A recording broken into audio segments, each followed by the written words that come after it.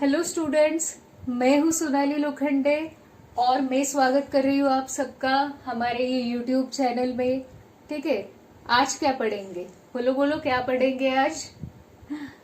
Are से resonance. तो आज का हमारा रेजोनेंस पे लेक्चर होने वाला है। ठीक है, 12 खड़ी तो है ना ये जनरल ऑर्गेनिक केमिस्ट्री का। हाँ जी, तो चलिए रेजोनेंस से हम लोग स्टार्ट करेंगे। ये जनरल ऑर्गेनिक केमिस्ट्री का सेकेंड लेक्चर है। तो रेजोनेंस में मैं आपको बताने वाली हूँ रेजोनेंस होता क्या है, रेजोनेंस के लिए कंडीशंस कौन से होते हैं, रेजोनेंस के स्ट्रक्चर्स कैसे ड्रॉ करते हैं और रेजोनेंस के टाइप्स कौन से होते हैं, ये सभी मैं आपको आज बताने वाली हूँ। तो वीडियो को एंड तक देखिएगा, आपको हेल्प ही होने वाली है। ठीक है, तो स्टार्ट करते हैं विथ रेजोनेंस। ओके, तो देखो एग्जाम्पल देखो, अभी मैं आपको बता रही हूं, फिर मैं आपको डेफिनेशन के थ्रू बताऊंगी।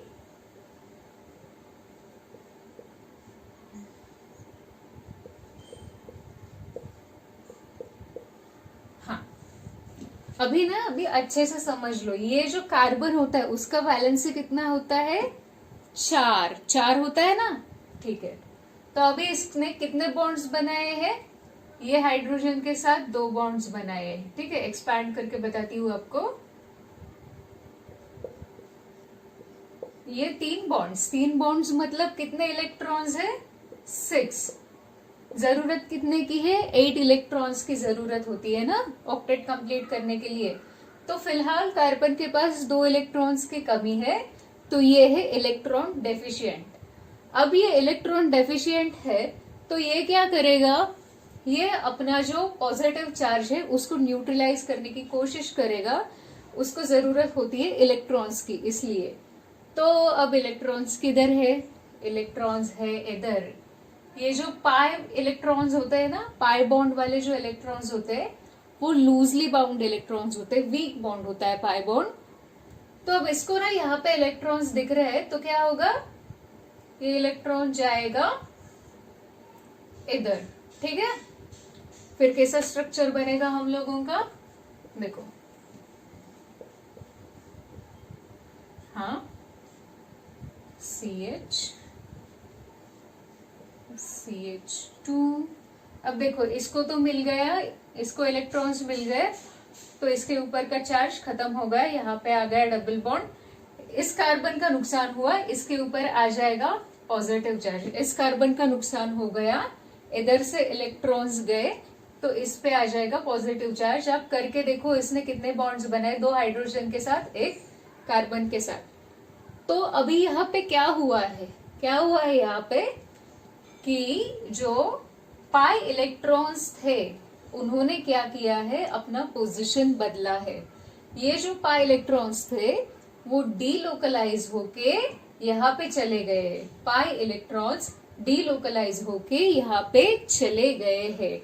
तो ये जो शिफ्टिंग ऑफ पाई इलेक्ट्रॉन्स होता है ना with in a molecule in a conjugated system, इसी को हम लोग बोलते हैं रेजोनेंस। ठीक है, shifting of pi electrons within a molecule in a conjugated system is called as resonance. अब आप पूछोगे what do you mean by conjugation? conjugated system मतलब क्या? ठीक है, मैं आपको बताती हूँ। conjugation का मतलब होता है अल्टरनेट पोजीशन पे होना।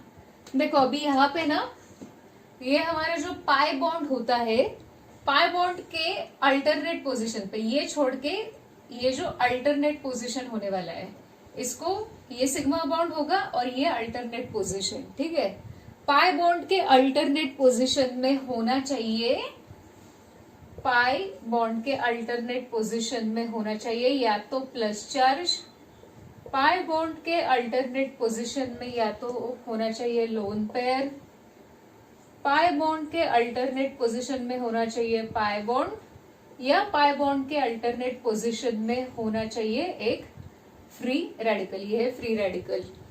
अगर ये कंडीशन सेटिस्फाई हो जाते हैं तो उस कंपाउंड में हमें दिखने वाला है रेजोनेंस। ठीक है, अभी और अच्छे से मैं आपको समझाऊंगी। ठीक है, देखो यहाँ पे देखो ना, यहाँ पे आप लोगों को कॉन्जुगेशन दिख रहा है। यहाँ पे देखो, ये हमारा पाई बॉन्ड, फिर ये सिग्मा आएगा और यहाँ पे क्या है, प्लस चार्ज, तो हो गया। देखो ये वाला कंडीशन यहाँ पे सेटिस्फाई हो गया, इसलिए यहाँ पे रेजोनेंस हो रहा है।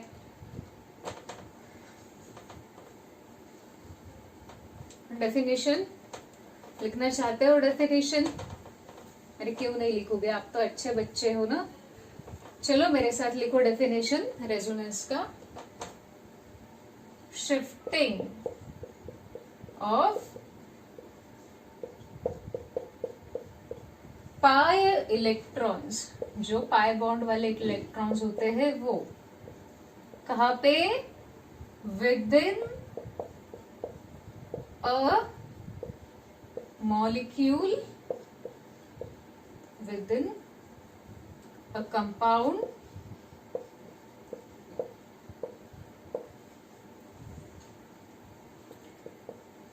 in a conjugated system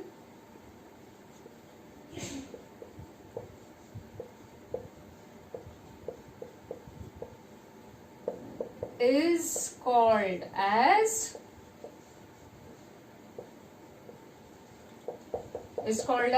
resonance. ठीक है, लिख लीजिए ये डेफिनेशन या इसका स्क्रीनशॉट लीजिए, लिखोगे ना? हाँ जी। तो देखो, शिफ्टिंग ऑफ पाई इलेक्ट्रॉन्स, अभी हमने देखा जो पाई इलेक्ट्रॉन्स होते हैं वो शिफ्ट होते रहते हैं। कहाँ पे, कंपाउंड में, कंपाउंड के बाहर नहीं जाने वाले हैं ये। ठीक है, कंपाउंड में ही घूमते रहने वाले हैं इन अ कॉन्जुगेटेड सिस्टम। कॉन्जुगेटेड सिस्टम मतलब क्या, हमने अभी 4 टाइप का कॉन्जुगेशन जो देखा कि अल्टरनेट पोजीशन पे, पाई बॉन्ड के अल्टरनेट पोजीशन में या तो चार्ज होगा, ठीक है, या तो चार्ज होगा, लोन पेयर होगी, पाई बॉन्ड होगा या फ्री रेडिकल होगा, ऐसा कुछ होगा तो उसे हम बोलेंगे रेजोनेंस। ठीक है, समझ आया आपको? नहीं समझ आया है तो मुझे कमेंट सेक्शन में पूछिए। ठीक है, शिफ्टिंग ऑफ इलेक्ट्रॉन्स हो गया डेफिनेशन, लिख लीजिए।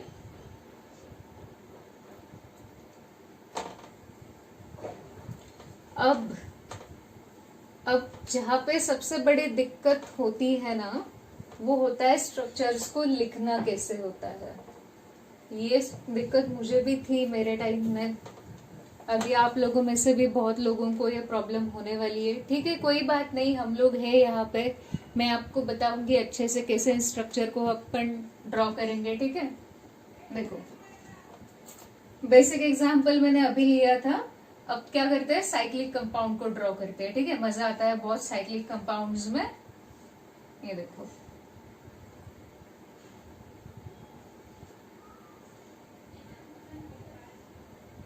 हाँ जी, क्या है अभी मैं आपको बताने वाली हूँ कार्बन की कहानी। ये था हमारा कार्बन। अब देखो कार्बन ने कितने बॉन्ड बनाए, ये 2 बॉन्ड, और एक हाइड्रोजन के साथ होता है उसका, हाइड्रोजन वाला बॉन्ड हम दिखाते नहीं है, बट हाइड्रोजन के साथ उसका एक बॉन्ड है, तो 3 बॉन्ड है। 3 बॉन्ड है यानी कि उसके कितने, 6 इलेक्ट्रॉन्स है उसके पास। अभी उसको जरूरत है 2 इलेक्ट्रॉन्स की, मतलब ये हो गया इलेक्ट्रॉन डेफिशिएंट। अब इसको ना इलेक्ट्रॉन्स दिख रहे हैं यहाँ पे दिख रहे हैं इलेक्ट्रॉन्स।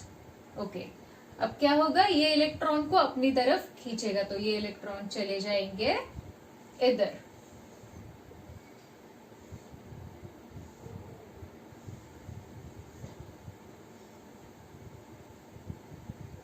यहाँ पे आ गया बॉन्ड। अब क्योंकि इसका ऊपर का जो पॉजिटिव चार्ज है वो न्यूट्रलाइज हो गया है, तो यहाँ पे हम कोई चार्ज नहीं लिखेंगे। इस कार्बन का नुकसान हुआ है, इसके ऊपर आ जाएगा पॉजिटिव चार्ज। ठीक है, ये ऐसा हो सकता है, वापस ऐसा हो सकता है, इसलिए हमको ये एरो दिखानी पड़ती है। हाँ, तो अगर मैं अभी आपसे पूछूं, मैं अगर आप लोगों से पूछूं कि इसमें से कौन सा स्ट्रक्चर रियल है, चलो चलो बताओ कौन सा स्ट्रक्चर रियल है, ए रियल है या बी रियल है, बताओ मुझे। आपको क्या लगता है कौन सा एग्जिस्ट करता होगा असलियत में? ना तो ये करता है ना तो ये करता है। मैं आपको बता दूं कि ये जो रेजोनेटिंग स्ट्रक्चर्स होते हैं ना, मैंने अभी एक चेन वाला स्ट्रक्चर दिखाया था, वो सिर्फ पेपर पे एग्जिस्ट करते हैं। असलियत में वैसे होते हैं या नहीं होते हैं उसका कोई सबूत नहीं है, ठीक है। तो जो असलियत में एग्जिस्ट करता है वो होता है इसका हाइब्रिड। ये दोनों का हाइब्रिड जो होता है वो होता है रियल स्ट्रक्चर। तो रेजोनेंस है ही ऐसा, एक हाइपोथेटिकल कंसेप्ट है, ठीक है। देखो हाइब्रिड कैसे लिखोगे अब आप? देखो बॉन्ड कहाँ कहाँ पे आया है। अच्छा, पाई इलेक्ट्रॉन्स कहाँ कहाँ पे घूमे हैं, इधर है और इधर भी है। इधर है ना, तो इधर दिखाएंगे हम डॉट डॉट से, डॉटेड लाइन से। यहाँ पे भी है तो यहाँ पे भी हम लोग डॉटेड लाइन से दिखाएंगे। अब पॉजिटिव चार्ज कहाँ पे आया है, यहाँ पे आया है और यहाँ पे आया है। तो यहाँ पे डेल पॉजिटिव, यहाँ पे डेल्टा पॉजिटिव। तो ये जो है इसे कहते हैं हाइब्रिड। एंड ये जो हाइब्रिड है ना, this is a real structure, ठीक है। बाकी ये सब नहीं होता।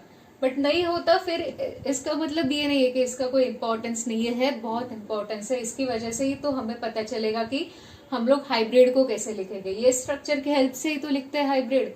और हाइब्रिड की वजह से हमें क्या पता चलता है कि जो रिएजेंट अटैक करेगा वो कहाँ पे करेगा। जैसे कि अब न्यूक्लियोफाइल होगा हमारा, पॉजिटिव चार्ज का लवर होगा, तो वो यहाँ पे आएगा और यहाँ पे आएगा।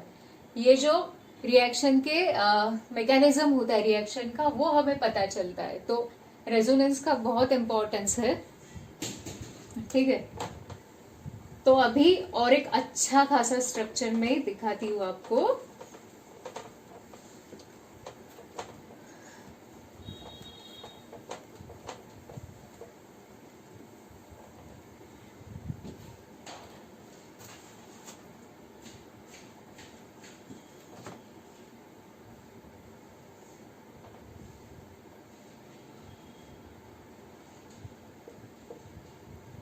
CH2 प्लस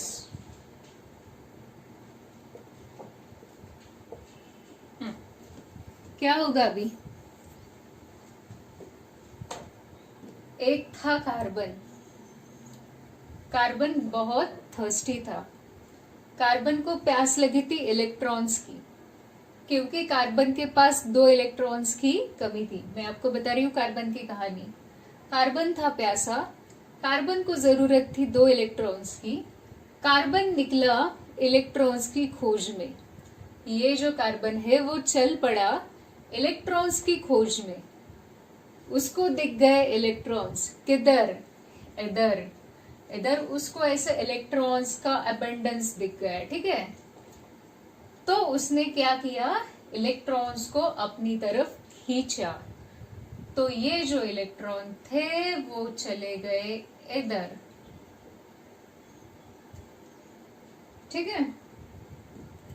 अब ये जो इलेक्ट्रॉन थे ये चले गए इधर। तो क्या होगा अगला स्ट्रक्चर?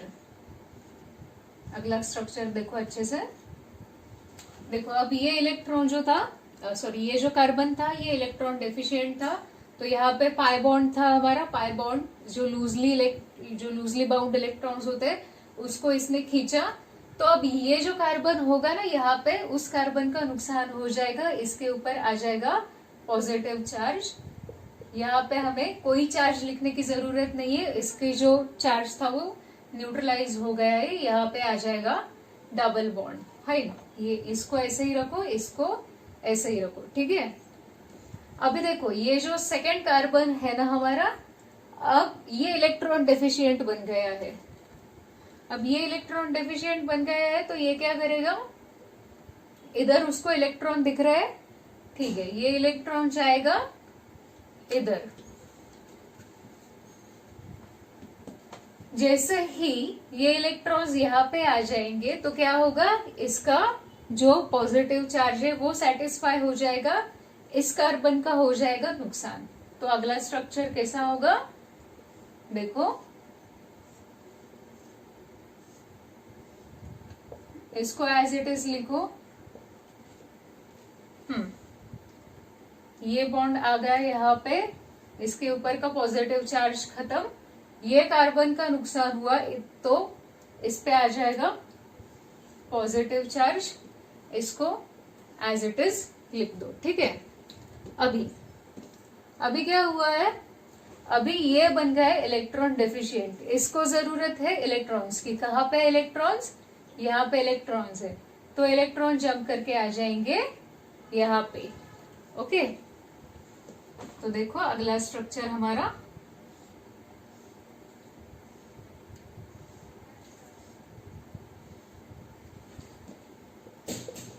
CH2, इसको एज इट इज लिख दो, अभी इसका खत्म हो गया।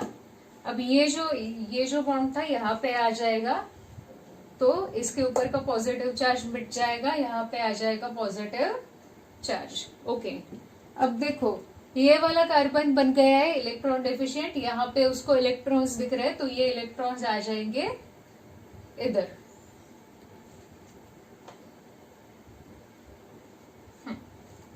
तो अगला स्ट्रक्चर देखो,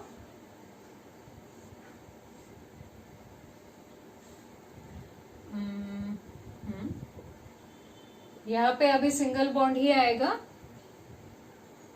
इसको ऐसे ही रखो, इसको ऐसे ही रखो, यहाँ पे आ जाएगा बॉन्ड। और क्योंकि अब ये इस कार्बन का जो बॉन्ड है वो यहाँ पे शिफ्ट हुआ है, तो इसका नुकसान हो गया, इस पे आ गया वापस से पॉजिटिव चार्ज। देखो इलेक्ट्रॉन्स कैसे घूम रहे हैं, देखा आपने चार्ज कैसे घूम रहा है। ठीक है, तो इसमें से कौन सा स्ट्रक्चर रियल है, नीदर दिस नॉर दिस, ये तो नहीं है, तो हाइब्रिड होगा सबसे रियल स्ट्रक्चर, मतलब हाइब्रिड ही रियल स्ट्रक्चर होता है। देखो अब हाइब्रिड कैसे बनाएंगे हम लोग,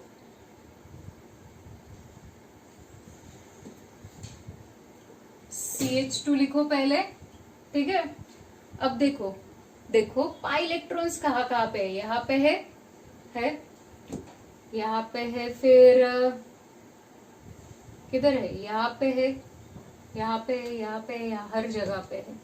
पाई इलेक्ट्रॉन्स तो हर जगह पे है, यहाँ पे है, यहाँ पे है, यहाँ पे, यहाँ पे, यहाँ पे, इधर चला मैं, उधर चला, हर जगह पे चला वो। तो आपको दिखाना है डॉटेड लाइन से ये ऐसा।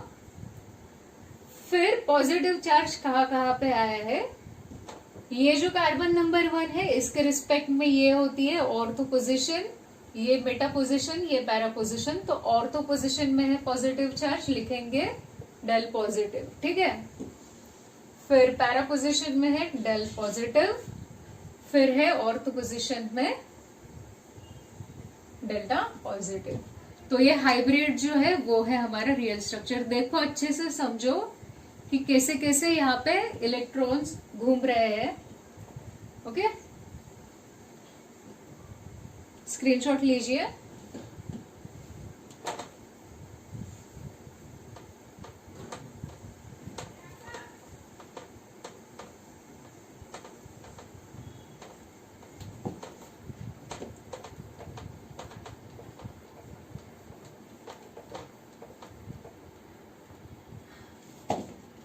अब आप सबका चाहिता एग्जाम्पल पसंद है ना आप लोगों को, फिनॉल।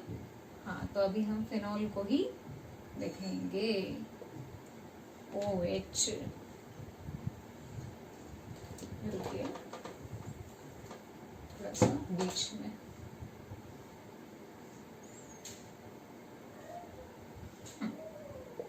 OH क्या होता है, इसके ऊपर लोन पेयर होता है ना ऑक्सीजन के ऊपर। तो अभी देखो ऑक्सीजन का वैलेंसी कितना होता है हमारा 2, इसमें बॉन्ड कितने बनाए हैं, बॉन्ड इसके साथ एक बॉन्ड है, इस कार्बन के साथ, ये हाइड्रोजन के साथ एक बॉन्ड है, 2 बॉन्ड तो हो गए उसके।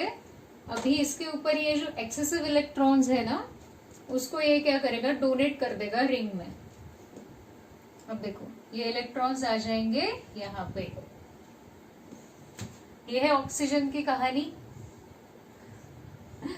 अच्छा, ये है रिंग एक्टिवेटिंग ग्रुप की कहानी।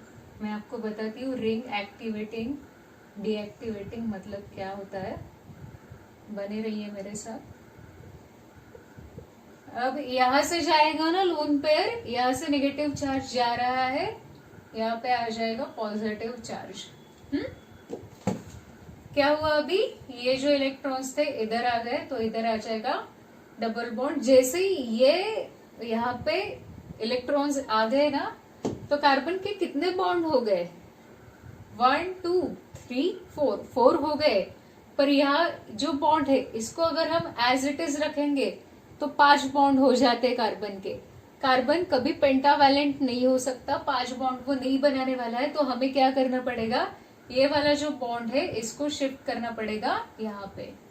तो ये आ जाएगा यहाँ पे, ये वाला बॉन्ड यहाँ शिफ्ट हो जाएगा नेक्स्ट कार्बन पे, ये इलेक्ट्रॉन्स। ठीक है, बॉन्ड बोलो इलेक्ट्रॉन्स बोलो एक ही चीज है।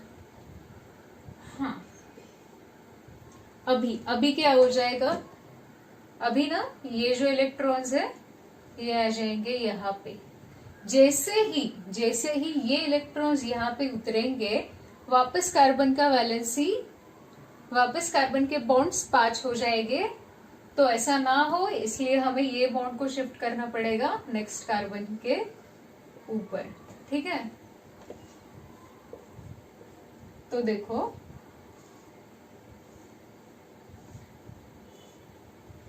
अभी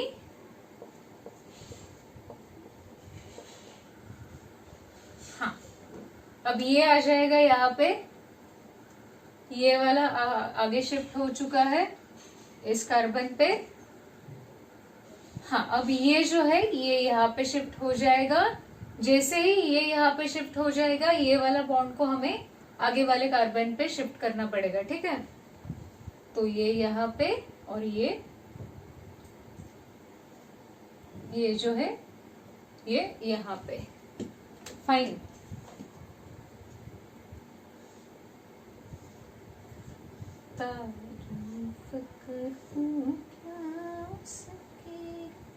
देखो अभी ये बॉन्ड आ जाएगा यहाँ पे। अच्छा रुको, ज्यादा जल्दबाजी नहीं करनी।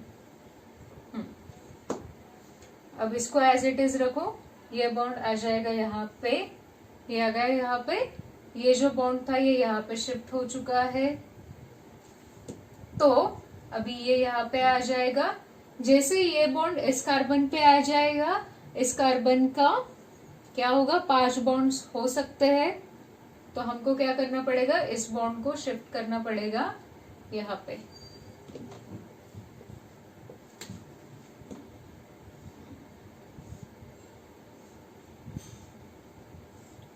तो देखो ये जो बॉन्ड था, ये जो इलेक्ट्रॉन्स थे ये ऊपर शिफ्ट हो चुके हैं। तो यहाँ पे आ जाएंगे 2 इलेक्ट्रॉन्स दिखाएंगे हम लोग, लोन पेयर दिखाएंगे। ये इधर पड़ गया तो ये ऐसा, ये ऐसा, ये ऐसा हो गया, रेजोनेंस कंप्लीट।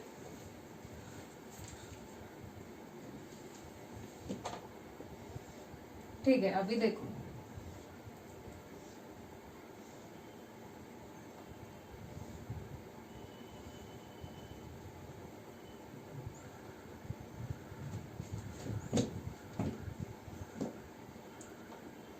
अभी कहाँ पे है नेगेटिव चार्ज, कहाँ पे घूमे हैं इलेक्ट्रॉन्स।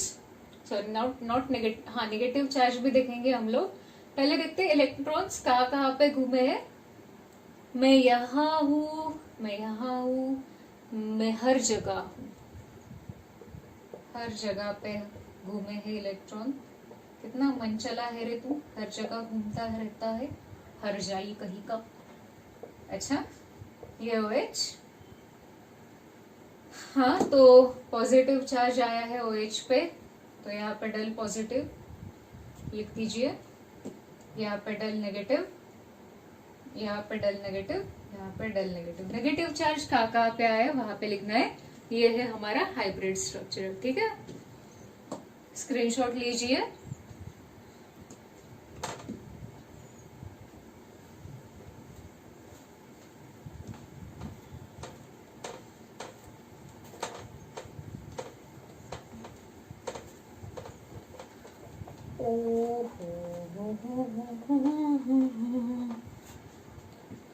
चलो, मैंने आपको बता दिया कि रेजोनेटिंग स्ट्रक्चर्स को कैसे ड्रॉ करते हैं। आई होप आपको समझ आया होगा। नहीं आया होगा वापस से देख लीजिए, आ जाएगा एक दिन समझ। इतना डिफिकल्ट नहीं होता है रेजोनेंस।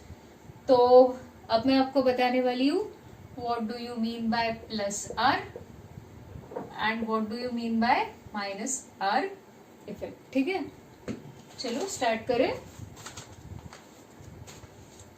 करते हैं।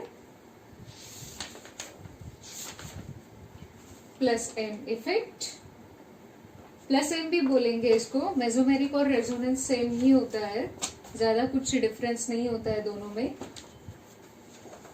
एक स्लाइट डिफरेंस है कि यूजुअली ऐसा बोलते हैं कि जो रिंग स्ट्रक्चर्स होते हैं ना, उनमें जो रेजोनेंस पाया जाता है उसको मेसोमेरिक इफेक्ट बोलते हैं। तो देखो, पहला है हमारा प्लस आर इफेक्ट।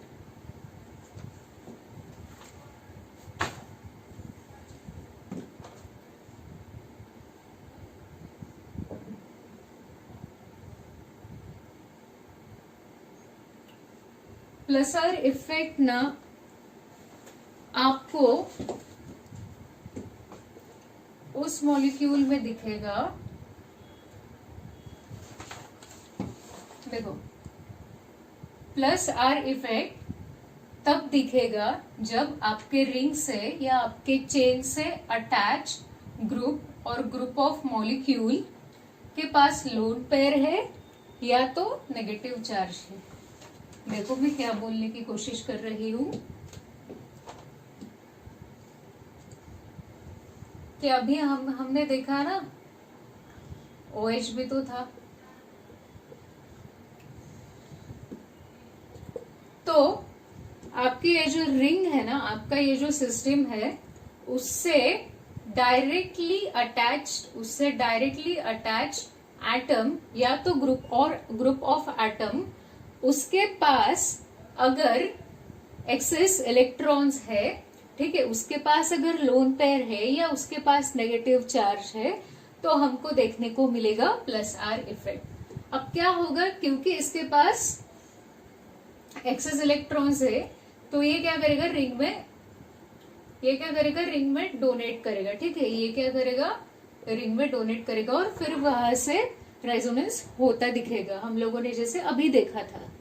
तो ये होता है प्लस आर इफेक्ट। यहाँ पे कंडीशन क्या होती है, मैंने अभी बताया कि ये जो कार्बन होता है ना, ये वाला कार्बन, उससे डायरेक्टली अटैच्ड एटम, हाइड्रोजन का नहीं देखने वाले हम यहाँ पे, जो डायरेक्टली अटैच है उसके पास लोन पेयर होना जरूरी होता है। ओके, ठीक है, ये था हमारा प्लस आर इफेक्ट। अब मैं आपको बताती हूँ प्लस आर इफेक्ट दिखाने वाले ग्रुप्स कौन से होते हैं।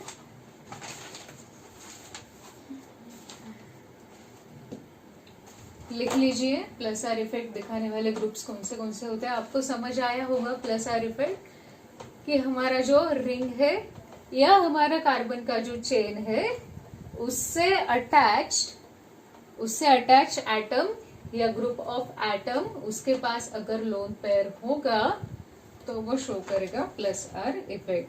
पर उसके लिए कॉन्जुगेशन का होना भी बहुत जरूरी है। अगर कॉन्जुगेशन नहीं है तो फिर रेजोनेंस भी नहीं है। देखो, अभी मैंने OH लिखा था, फिर अच्छा फिनॉल लिखा था मैंने, वो एक एग्जाम्पल है। उसके अलावा मैं एग्जाम्पल बताती हूँ, NH2। अब मैं इसको ऐसे ही लिख देती हूँ क्योंकि ये सबसे रियल स्ट्रक्चर है। अच्छा, ये फिर देखो,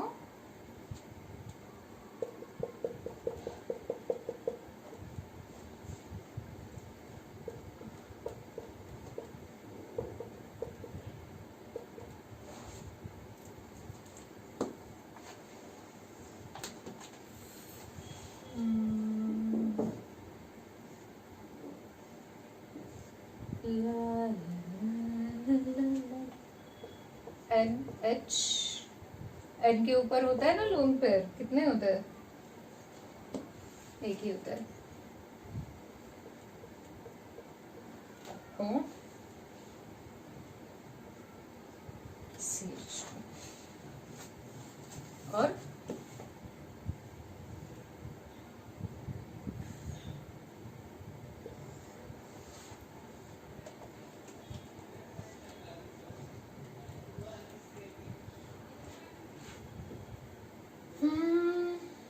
अच्छा लिख लो फिनॉल भी।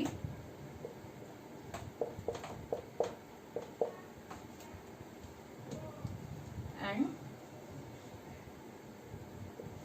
अमाइन, अमाइन में N है, N के ऊपर होता है लोन पेयर। तो अभी हमारी ये चेन, अब ये इसके आगे कार्बन कार्बन कार्बन होंगे ना, तो चेन में या हमारे रिंग से, चेन से या हमारे रिंग से जो डायरेक्टली अटैच्ड एटम होगा उसके पास होना चाहिए लोन पेयर, उसके पास होना चाहिए लोन पेयर। ठीक है, अभी इसके पास लोन पेयर है क्या? नहीं है, इसको कंसिडर नहीं करना है हमें। हमें जो डायरेक्टली अटैच है ना रिंग से उसको देखना है। ये कहानी इसकी है, जो डायरेक्टली अटैच है उसका है ये, तो उसे देखना ही। ये होता है हमारा plus I effect, sorry plus R effect, not plus I. जो इंडक्टिव इफेक्ट होता है वो सिग्मा बॉन्ड की कहानी होती है, और जो रेजोनेंस इफेक्ट होता है वो पाई बॉन्ड का कहानी होता है। केमिस्ट्री में बहुत सारी कहानियां हैं, बहुत प्रेम कहानियां भी है, आपको धीरे धीरे आ जाएगा समझ। बहुत अच्छा सब्जेक्ट है केमिस्ट्री को, अच्छे से कर लीजिए, आपको 150 प्लस मिल जाएंगे अगर आप अच्छे से करते हो तो। ठीक है, माइनस आर को हम लोग क्या बोलते हैं? Electron withdrawing resonance effect. इसका एग्जाम्पल देती हूं मैं आपको, फिर समझाती हूँ। पहले एग्जाम्पल्स लिख लीजिए।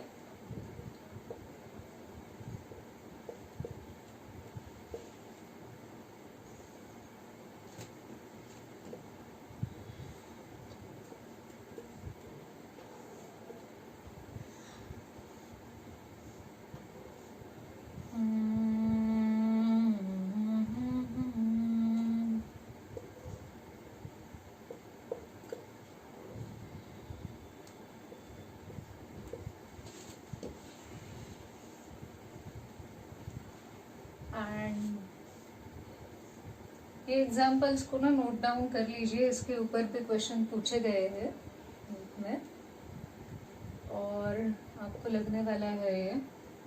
अगर आप नीट भी नहीं कर रहे हो, आप बीएससी एमएससी के स्टूडेंट हो, फिर भी आप लोगों को ये कंसेप्ट लगने वाला है।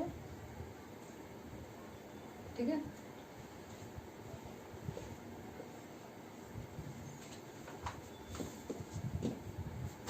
अब देखो ये जो होता है ना माइनस आर इफेक्ट, इसको क्या बोलते हैं हम? Electron withdrawing resonance effect. Withdrawing, हाँ। तो इसमें कंडीशन क्या होता है, मतलब कब होगा ये ऐसा माइनस आर इफेक्ट? देखो यहाँ पे एन अटैच्ड है। अब आप लोग बोलोगे कि एन के पास तो लोन पेयर है, ये क्या दिखाएगा? Plus R effect. नहीं, ऐसा नहीं होता है। भले एन के पास लोन पेयर है, बट उसके लोन पेयर अवेलेबल नहीं है, क्योंकि कितने बॉन्ड्स बनाए उसने?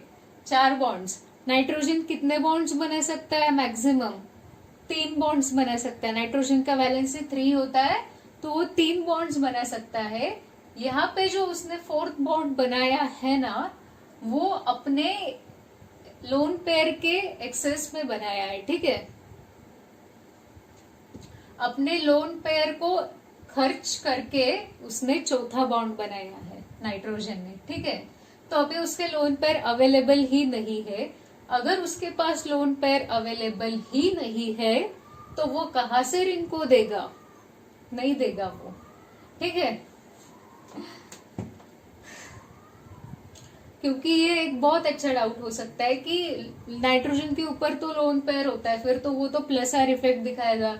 नहीं, नाइट्रोजन के जो लोन पेयर है वो उसने खर्च कर दिए है, बॉन्ड बना दिया है, 4 बॉन्ड्स है उसके, तो उसके पास अभी लोन पेयर नहीं है, वो प्लस आर इफेक्ट नहीं दिखाएगा। हाँ, अब वो माइनस आर क्यों दिखा रहा है? क्योंकि ये जो ऑक्सीजन उसको अटैच है ना, वो ज्यादा इलेक्ट्रोनिगेटिव है, और क्योंकि ऑक्सीजन ज्यादा इलेक्ट्रोनिगेटिव है नाइट्रोजन से, तो ये क्या करेगा, नाइट्रोजन के इलेक्ट्रॉन को अपनी तरफ खींचेगा। तो ये इसके इलेक्ट्रॉन इधर जाएंगे, तो ये क्या करेगा, रिंग से इलेक्ट्रॉन को लेगा, रिंग से इलेक्ट्रॉन लेगा नाइट्रोजन इलेक्ट्रॉन को विड्रॉ करेगा रिंग से, क्योंकि इसके जो थे इलेक्ट्रॉन्स वो ऑक्सीजन ने खींच लिए, ऑक्सीजन के पास चले गए, तो नाइट्रोजन थोड़ा इलेक्ट्रॉन डेफिशिएंट हो गया, तो अब क्या करेगा, वो अपने इलेक्ट्रॉन की नीड को पूरा करने के लिए रिंग से लेगा इलेक्ट्रॉन्स। ठीक है, अब यहाँ पे भी देखो, कार्बन से ज्यादा इलेक्ट्रोनिगेटिव है ऑक्सीजन, ऑक्सीजन ने क्या किया, इलेक्ट्रॉन को अपनी तरफ खींचा, तो कार्बन ने क्या किया, उसके इलेक्ट्रॉन की कमी को पूरा करने के लिए रिंग से इलेक्ट्रॉन ले लिए। यहाँ पे भी देखो, यहाँ पे भी ऑक्सीजन ने लिए इलेक्ट्रॉन्स कार्बन के, तो कार्बन ने अपनी कमी पूरी करने के लिए रिंग से इलेक्ट्रॉन को लिया। तो ऐसा करके ना इलेक्ट्रॉन विड्रॉ कर रही है सभी लोग रिंग से। तो माइनस आर इफेक्ट हमारा तभी दिखेगा जब जो एटम रिंग से डायरेक्टली अटैच्ड हो। अच्छे से सुनिए, जो एटम रिंग से डायरेक्टली अटैच हो, जैसे यहाँ पे कार्बन है, यहाँ पे कार्बन, यहाँ पे नाइट्रोजन, जो एटम रिंग से डायरेक्टली अटैच है वो अगर उससे ज्यादा इलेक्ट्रोनेगेटिव एटम को अटैच्ड है, रिंग से डायरेक्टली अटैच जो एटम है वो अगर उससे ज्यादा इलेक्ट्रोनेगेटिव एटम को अटैच्ड है, तो उसकी वजह से हमें दिखेगा माइनस आर इफेक्ट। क्यों दिख रहा है? क्योंकि ये लोग इलेक्ट्रॉन डेफिशिएंट हो रहे हैं, तो उनकी इलेक्ट्रॉन की कमी को पूरा करने के लिए रिंग से खींच रहे इलेक्ट्रॉन्स। ओके, समझ आया आप लोगों को? ठीक है, लिख लीजिए। अच्छा, sorry, I am so sorry, लिख लीजिए इसको। नो, यहाँ पे था ना, हाँ, ओ,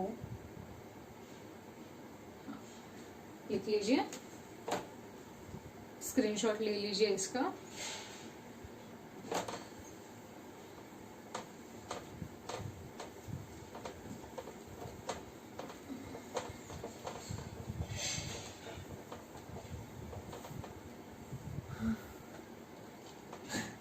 हो गया रेजोनेंस? हो गया? नहीं, रेजोनेंस इतनी जल्दी भी नहीं होने वाला है। रेजोनेंस पर और एक लेक्चर बन सकता है, मैं बनाऊंगी, बट अभी इस वीडियो में नहीं, क्योंकि वीडियो का लेंथ बहुत बढ़ जाएगा। ठीक है, तो वो जो नेक्स्ट वाला लेक्चर होगा ना, वो जरूर देखिएगा, क्योंकि उस पे ही, क्योंकि नीट में जो क्वेश्चंस आने वाले हैं ये वो उसके बेस पे आने वाले, मतलब उसके ऊपर क्वेश्चंस आते हैं। यहाँ पे कोई आपको नीट में ये नहीं पूछने वाला है कि रेजोनेटिंग स्ट्रक्चर बना के दिखाओ। आपको क्या क्वेश्चंस आएंगे कि कौन सा इसमें से कौन सा स्टेबल है, कौन सा स्ट्रक्चर ज्यादा स्टेबल है, तो स्टेबिलिटी पे क्वेश्चंस आते हैं। तो हमारा अगला लेक्चर जो होगा वो होने वाला है स्टेबिलिटी के ऊपर। ठीक है, उसको भी देख लीजिएगा। और थैंक यू सो मच इतना पेशेंटफुली मेरा ये लेक्चर देखने के लिए। आपको अगर कुछ नया सीखने को मिला है, आपको लगता है ये हेल्पफुल है, तो आपके दोस्तों को भी शेयर कर दीजिएगा। ठीक है, चलो बाय बाय।